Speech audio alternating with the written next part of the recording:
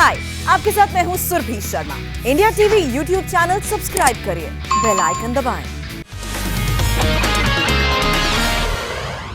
इस वक्त की सबसे बड़ी खबर, गृह मंत्री अमित शाह थोड़ी देर में प्रेस कॉन्फ्रेंस करने वाले हैं। अमित शाह थोड़ी देर में दिल्ली स्थित अपने आवास पर प्रेस कॉन्फ्रेंस करने वाले हैं और ये तस्वीरें भी आपके सामने। किसी भी वक्त अमित शाह इस प्रेस कॉन्फ्रेंस में पहुंचने वाले हैं और उनके आवास पर यह प्रेस कॉन्फ्रेंस अब किसी भी वक्त शुरू हो सकती है। अंदर की तस्वीरें आपके सामने हैं। जैसे ही अमित शाह यहां पहुंचेंगे, किस मुद्दे पर बातचीत होती है, सीधी बात आपको सुनवाएंगे।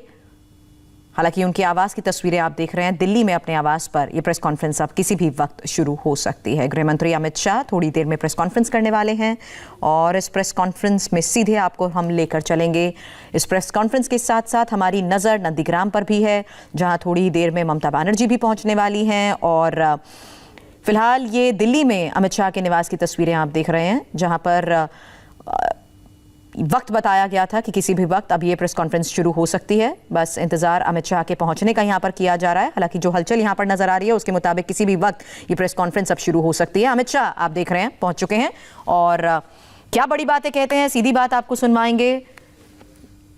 अमित शाह के आवास से आप देख रहे हैं ये प्रेस कॉन्फ्रेंस। स्टार्ट किया जाए।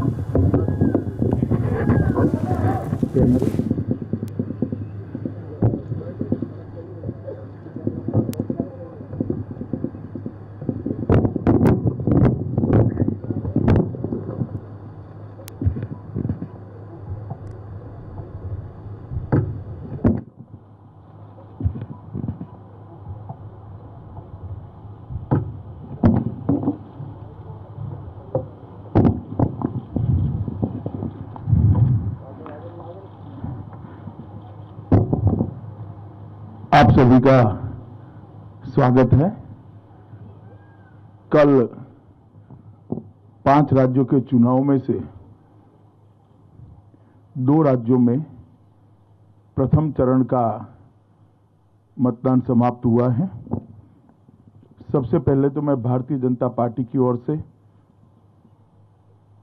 हमारे अध्यक्ष श्रीमान नड्डा जी की ओर से, देश के प्रधानमंत्री जी श्रीमान नरेंद्र मोदी जी की ओर से, दोनों राज्यों की प्रथम चरण में मतदान जो हुआ है, इसलिए दोनों राज्यों की जनता का हृदय से धन्यवाद करना चाहता हूं कि भारतीय जनता पार्टी के तरफ में भारी मात्रा में मतदान कर उन्होंने इस चुनाव में हमारे लिए शुभ संकेत दिए हैं।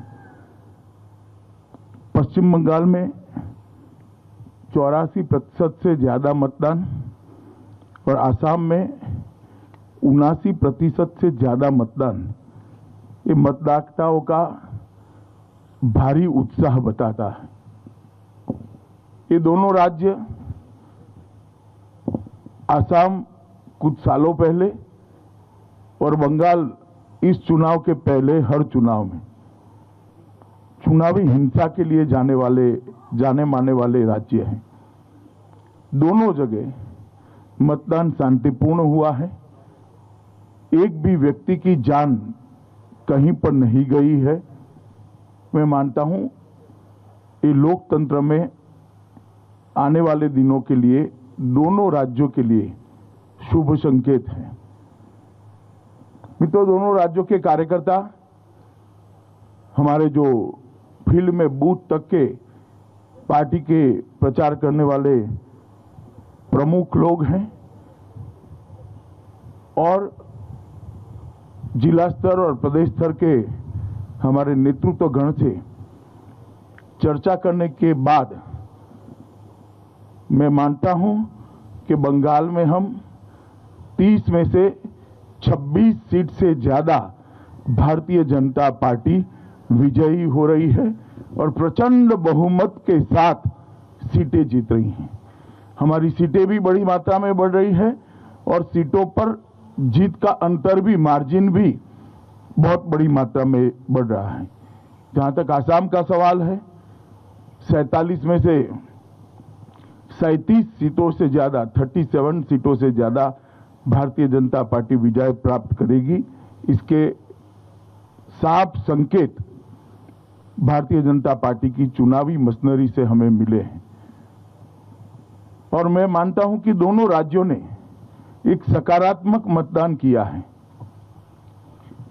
असम के अंदर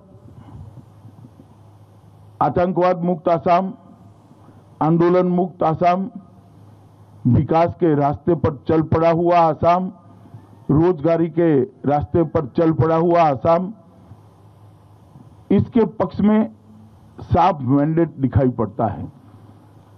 और असम के अंदर इसके साथ साथ बाढ़ मुक्त असम के भारतीय जनता पार्टी के वादे को भी बहुत बड़ा समर्थन मिला है। प्रधानमंत्री मोदी जी के नेतृत्व में असम के अंदर जो विकास हुआ है, वहां की हमारी सरकार, हमारे मुख्यमंत्री श्री सर्बानंद सोनोवाल और हेमंत बिस्वा शर्मा की जोड़ी ने जिस प्रकार से अभूतपूर्व विकास असम के अंदर किया है, इसको बड़ा जन समर्थन मिलता हुआ दिखाई पड़ता है। डबल इंजन सरकार का कंसेप्ट असम की जनता को भारतीय जनता पार्टी के आचरण से समझ में आया है और ब्रह्मपुत्र नदी पर 6 से ज्यादा ब्रिज बनना, इसकी शुरुआत होना, 20,000 किलोमीटर से बड़ा रोडों का जाला बुन लेना, काजीरंगा के जंगलों की जमीन घुसपैठियों से मुक्त कराना, श्रीमंत शंकरदेव और माधवदेव के सत्र की जमीन को घुसपैठियों से मुक्त कराना, ढेर सारे विकास के काम जिसका एक सकारात्मक झुकाव भारतीय जनता पार्टी के प्रति स्पष्ट नजर आता है और हमारे गठबंधन की 37 सीटें से कम नहीं होगी, इसका मुझे पूरा विश्वास है। दूसरी ओर बंगाल के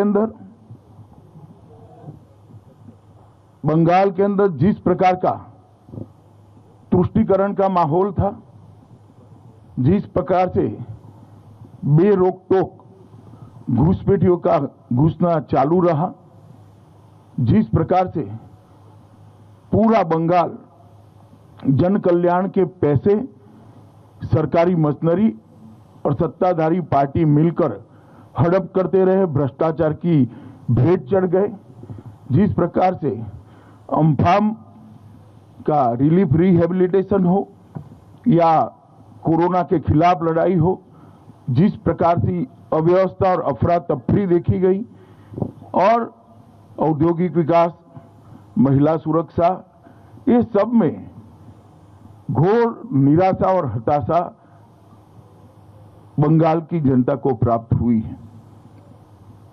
27 साल के कम्युनिस्टों के शासन के बाद उनको एक आशा थी कि दीदी एक नई शुरुआत लेकर आएगी, मगर दल का चिन्ह बदल गया, दल का नाम बदल गया, बंगाल वही का वही रहा और गिरावट आई।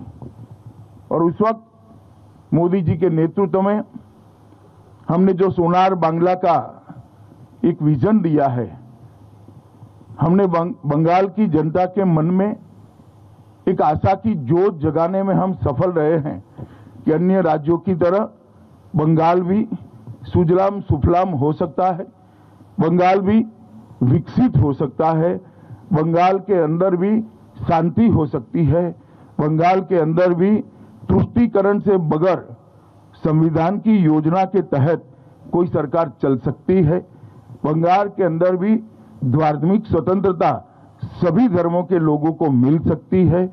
ये सारे मुद्दों को बंगाल की जनता ने मोदी जी के प्रति अथाह प्रेम और अमिट आशा के साथ स्वीकारा है।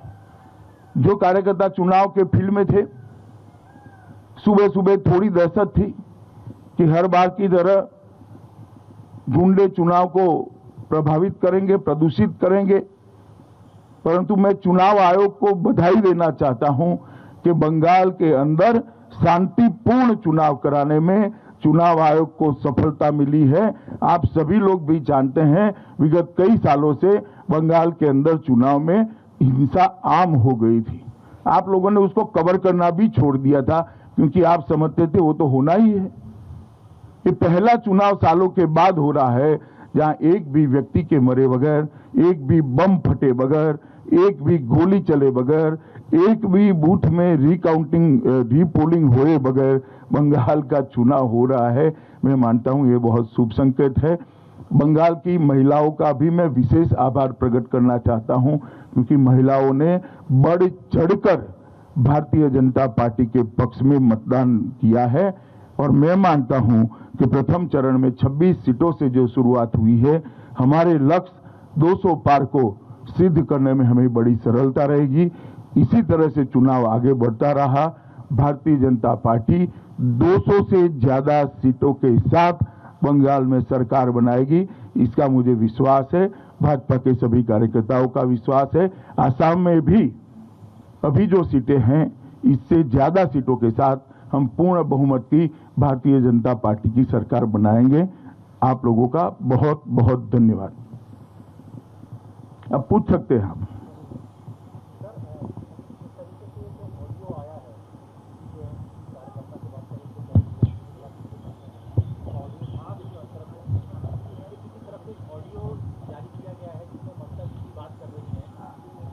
कार्यकर्ता से कि नंदीग्राम हार जाएंगे, आप आ जाइए, हमारा सहयोग करिए, उसको लेकर आपकी प्रतिक्रिया क्या? मेरी कोई प्रतिक्रिया नहीं हो सकती। हर एक को अधिकार है अपना समर्थन जुटाने का। ममता जी भी जुटा रही है, इसमें क्या है?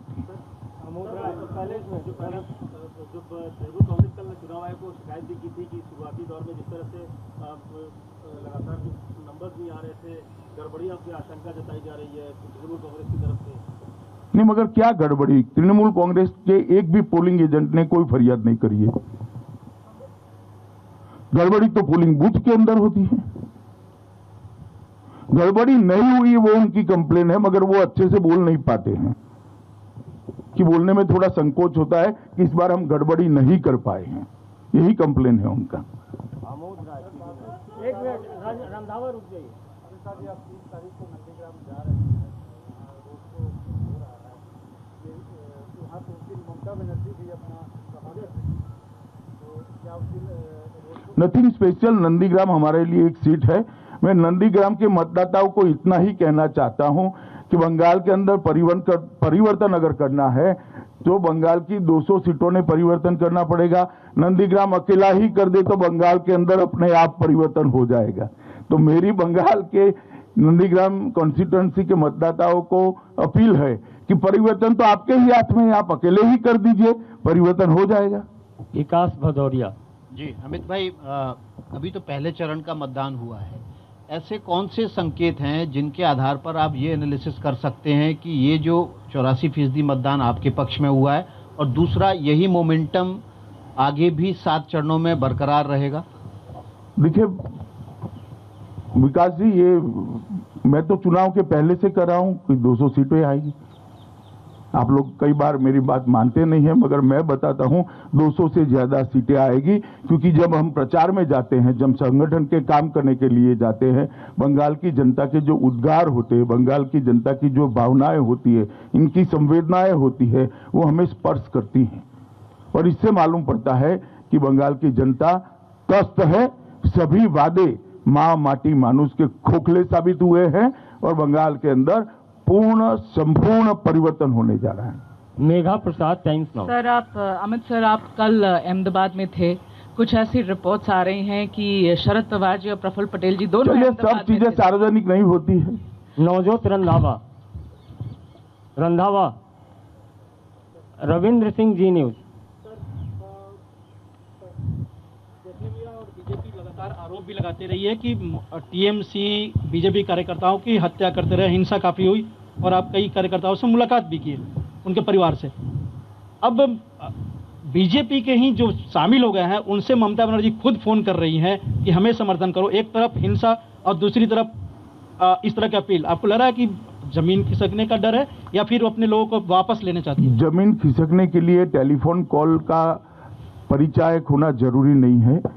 जमीन खिसक चुकी है, जमीन जनता ने खिसकाई है। और फिर से एक बार मैं कहता हूं, 200 से ज्यादा सीटों के साथ भारतीय जनता पार्टी की वहां सरकार बनने जा रही है। विनीत, टीवी 18। सर, जिस तरह से पीएम बंगाल गए थे, ममता बनर्जी का कहना है कि वहां जाकर के वो प्रचार कर रहे हैं, जब बांग्लादेश के एक एक्टर ममता बनर्जी के पक्ष में प्रचार कर रहे थे तो बीजेपी ने सवाल खड़े किए थे। अब पीएम के दौरे पर ममता बनर्जी सवाल खड़े भाई वो तो खड़े करे, आप काहे को कर रहे हैं? कल पीएम ने कोई बात करी है वहां पर प्रचार की? कोई बात नहीं करी। प्रधानमंत्री का दौरा है दो देशों के संबंध मजबूत करने के लिए, दो देशों के सांस्कृतिक संबंधों को रिवाइव करने के लिए। वहां पर उन्होंने ना चुनाव की बात करी है, ना ममता दीदी को कुछ कहा है, ना भाजपा के लिए कुछ कहा है। नंदिता प्रतिदिन।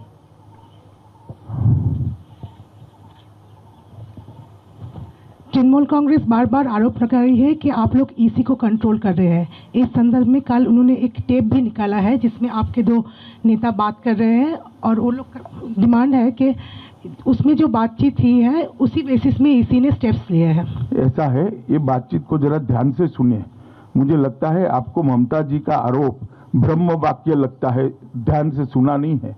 इसमें हमारे दो नेता बात कर रहे हैं, इतनी इतनी जगह पे हमने ट्रांसफर के लिए डिमांड करनी पड़ी। ये डिमांड तो हमने राइटिंग में रखी है, इसमें टैप की जरूरत नहीं है।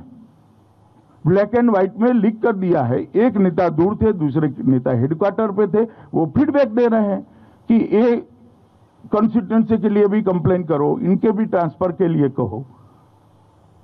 तो इसमें क्या कोई गोपनीय बात है ही नहीं। सवाल इसमें से होता है फोन किसने टैप किया, जो आप नहीं उठाते हो और शायद अब भी नहीं उठाएंगी नंदिता जी आप, कि फोन किसने टैप किया वो सार्वजनिक करो जरा। किस प्रकार से चुनाव चल रहा है? ये क्या लोकतांत्रिक व्यवस्था है फोन टैप करना विपक्ष के लोगों का? इसमें तो कुछ गोपनीय नहीं है।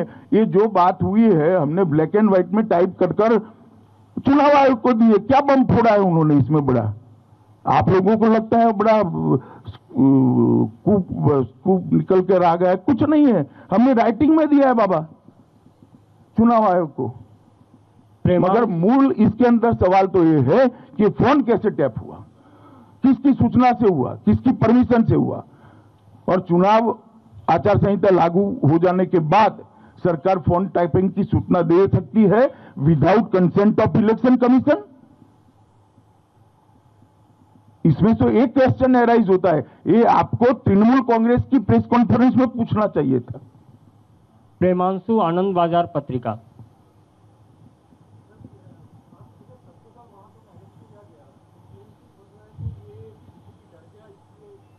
वहां चुनाव समाप्त हो चुका है, आपको इंफॉर्मेशन नहीं है।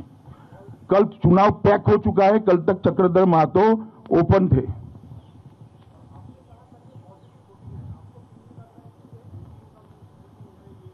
देखिए एंटी इनकम्बेंसी तब ही एनकेस होती है कि किसी और से आशाबंदी हो, और मैं मानता हूं भाजपा से आशाबंदी है, इसलिए मैं उसको सकारात्मक मतदान भारतीय जनता पार्टी के पक्ष में मानता हूं। प्रधानमंत्री जी पर विश्वास है, भारतीय जनता पार्टी की सभी सरकारों के आचरण पर विश्वास है, बंगाल की जनता जी।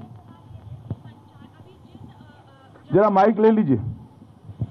सर, जिन जगहों पर अभी चुनाव होना बाकी है वहां पंचायत चुनाव और लोकसभा चुनाव में देखा गया था कि हिंसा हुई थी, तो क्या लग रहा है इस बार पूरी तरह से बंगाल में हिंसा की खबरें सामने नहीं आएंगी? पहली बार ऐसा चुनाव होने जा रहा है पश्चिम बंगाल में। मैं तो आशा करता हूं नहीं आएगी और नहीं आना चाहिए।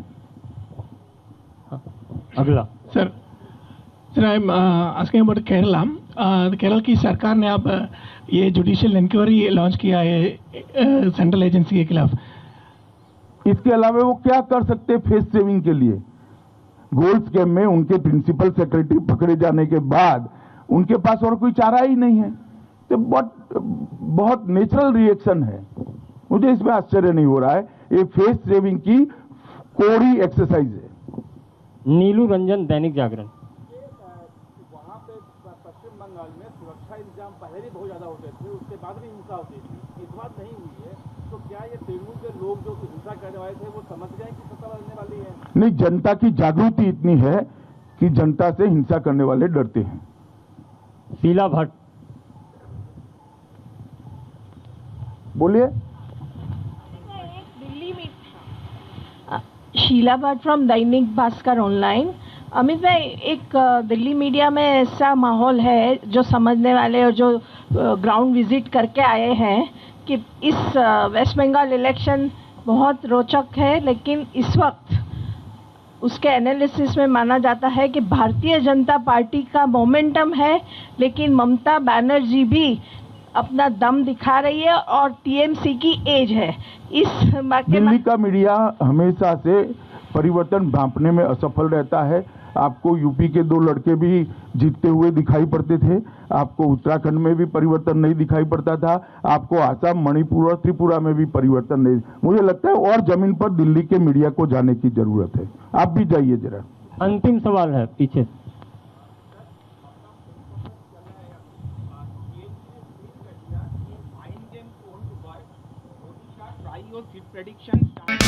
हाय, आई एम सुरभि शर्मा। खबरों से अपडेट रहने के लिए India TV YouTube channel subscribe करिए, साथ में बेल आइकन जरूर दबाएं। जुड़े रहें इंडिया टीवी के साथ।